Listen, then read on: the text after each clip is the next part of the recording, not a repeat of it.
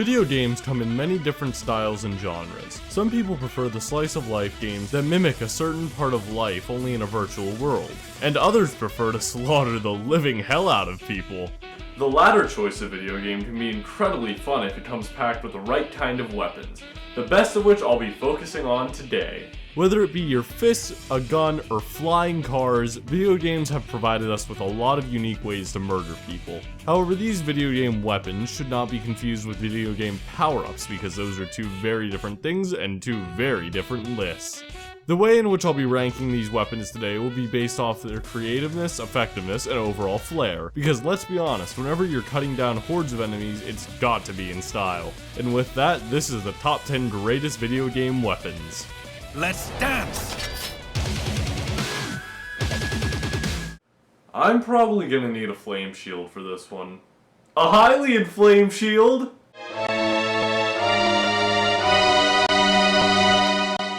Yeah, the Master Sword from Legend of Zelda is only at number 10 on this list because, well, it's just a sword, honestly. There's very little to it other than the fact that it shoots waves of pure energy out of it, I guess. But with that being said, the Blade of Evil's Bane is still one hell of a weapon. In the hands of a skilled warrior, it can be used to cut down many a moblin very easily. So while it only accrues a number 10 spot on this list, it is still one video game weapon that will forever live in history.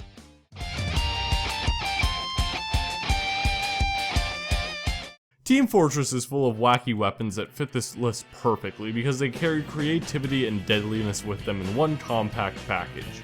It's really hard for me to choose what weapon to put on here. I mean, I could easily put on any Demo Knight weapon or heavy weapon because, well... But this spot is reserved for one of my favorite weapons in the game, the Spy Sickle. The Spy Sickle is one of my favorite video game weapons because it's a nice combination of lethality and just being a giant middle finger to the enemy team. I mean, after it kills someone, it just leaves them as a nice frozen sculpture there in the battlefield. At least they died with elegance.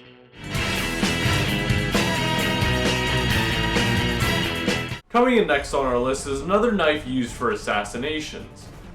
This one is a little bit more conventional and breaks the laws of physics. The Assassin's Blade from Assassin's Creed are stupidly fun to use, especially whenever they're being used to defy falls from a height that would absolutely kill you, simply because they were plunged into some guy's neck. These simple weapons have seen many variations throughout the years. They've been doubled and even coated with poison, but nothing is better in my eyes than the Assassin's Creed 2 Dual Hidden Blade. It's a staple of the series and it's deadly as hell, so there is no way I could leave it off this list.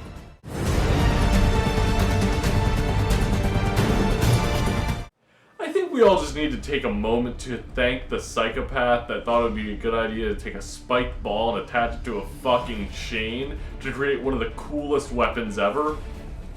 But there's something that could be a little bit cooler. Replace the spiked ball with a live grenade, attach one to the other end, and stick it in a gun, and you have achieved the flail gun from Bulletstorm, a weapon of pure genius. You know, I don't really know what to say about this weapon. It's an exploding flail that can be wrapped around people as well as being used as a hacksaw for their bodies. I mean, what more could you possibly want from a weapon?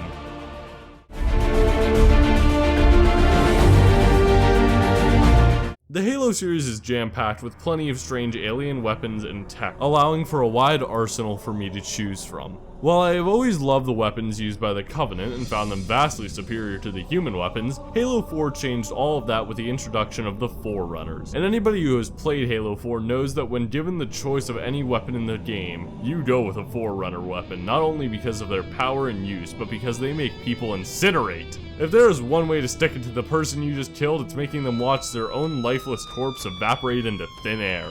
But the question here is really, what Forerunner weapon should I put on the list? Well, it's a toss-up between the incineration cannon and the binary rifle because both can massacre any enemy.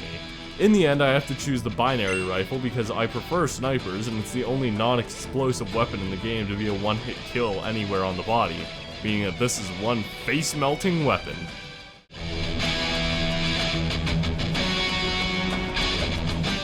So in the vast world of Final Fantasy, there are plenty of weapons to choose from, ranging from Cloud's Buster Sword to the iconic Ragnarok from Final Fantasy III, and the gun. Oh, fuck the Gunblade. That thing is just stupid. The one sword that sticks out in my mind, however, is Sephiroth's Masamune. This sword is full of Final Fantasy history. I mean, it's the staple of one of the series' most iconic villains, and it killed one of the series' most beloved females. And also, can I address how it's fucking ridiculous? I mean, it's stupidly large. I'm pretty sure you would murder someone on accident just by carrying it around. Also, it's incredibly sharp. Like, sharper than sharp cheddar.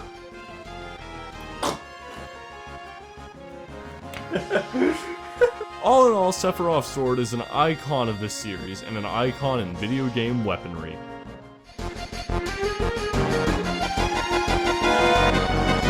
Pete is gonna fucking hate me for this one. While most Pokemon are on the cuter side of things than anything, there are some characters in the series that could make for one hell of a weapon. Most of you out there will probably say, "Oh no, Pokemon are friends, not weapons." Well, guess what? These things are vicious as hell. I know this is hard to imagine, so just humor me for a second here. You're walking down a dark alley and out pops a random mugger, and he's all like, "I've got a gun." Well, guess what? I've got a god, motherfucker! Pokemon have a serious potential to be weaponized and turned into killing machines. I mean, they have practically full control over the elements, and most are larger than humans, making them one of the best possible weapons in gaming.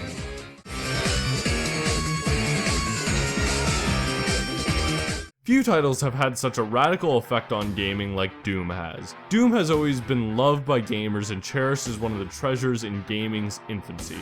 However, what always comes with success is controversy, and has Doom experienced that over the years? Being one of the first to experience the games caused killings controversy that began to be blown out of proportion in the early to mid 2000s, Doom has seen its fair share of controversial coverage. Well, I truly find this to be ridiculous, because Doom is one of the most far out there games in terms of realism. The first point of evidence being one of the game's weapons, the BFG, otherwise known as the Big Fucking Gun.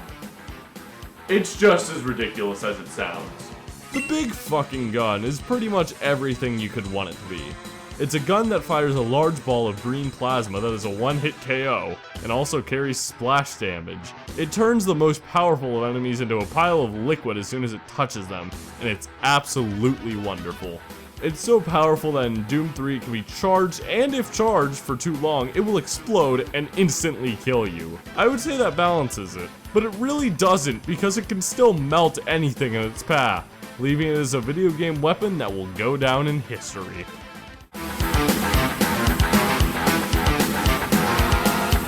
I've covered the Metal Gear Solid series plenty of times before, but most of those entries covered the series' incredible storytelling capabilities and its boss fights. Well, what about the weapons that Snake and Raiden come equipped with to aid them in their espionage adventures? I could easily put Raiden or Jetstream Sam's sword on here, but I want to throw a bit of a wild card, and look into the game that is Metal Gear Solid 4. It's a rather serious game, dealing with thematics of war and corruption that carry a heavy real-world tone with them. Until you get the gun that makes nature your bitch.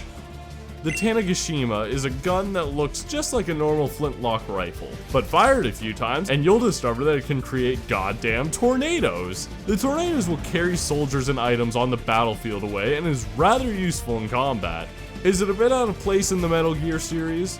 Well, when you really think about it, no. But who cares, because this is a fucking tornado gun.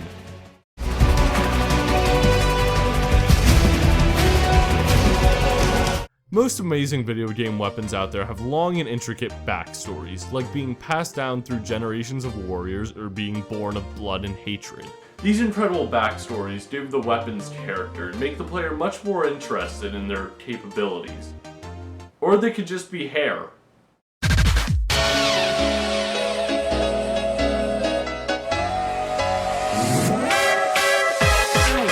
Bayonetta's hair is arguably the coolest idea for a weapon in a video game ever. While others are running around swinging swords, she is summoning demons using her fucking follicles.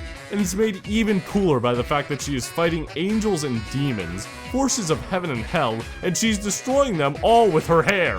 I mean, sure, she has some guns helping her out and stuff, but all of her coolest attacks involve her stripping herself of her clothes, which are also made of her hair, by the way, and summoning demons such as a dragon named Gamora, a bird named Malthus, and a bunch of fists named Hecatoncheir. And eventually her hair along with John's is used to summon Queen Sheba, who punches Jubileus so hard that it separates her soul from the body and sends it to burn up in the sun.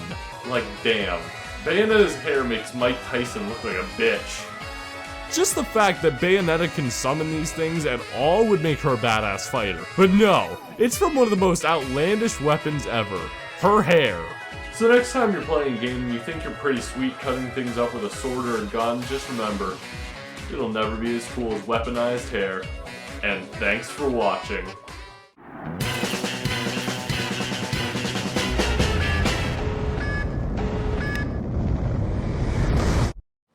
I think this expired 3 months ago.